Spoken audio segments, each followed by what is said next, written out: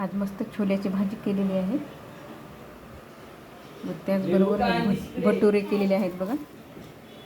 मस्त आहे, गव्हाचं थोडं मैदा व रवा मिक्स करून अशा प्रकारे केलेले आहेत. मस्त तो ओव्हल शेपमध्ये असे करायचे, छान दिसतात. त्याच्यात मीठ टाकलेलं आहे, कांदा आहे, लिंबू यामध्ये मस्त पिळायचं, खायचं, एकदम भारी लागतं सर. व त्याचबरोबर भात बनवलेला आहे. नेहमीच गोलगोल अशा प्रकारे ओव्हल शेपमध्ये बनवा, भारी होते छान. आणि मस्त अशा भाजलेल्या आहेत, मी तळून घेतलेल्या आहेत, एकदम सॉफ्ट झालेली आहे बघा. मस्त तुम्ही छोल्याच्या भाजीसह का मी याचा व्हिडिओ टाकलेला आहे, कशी भाजी करायची छोल्याची. तुम्ही एकदा नक्की बघा व अशा प्रकारे ट्राय करा. कसं वाटलं मला नक्की सांगा.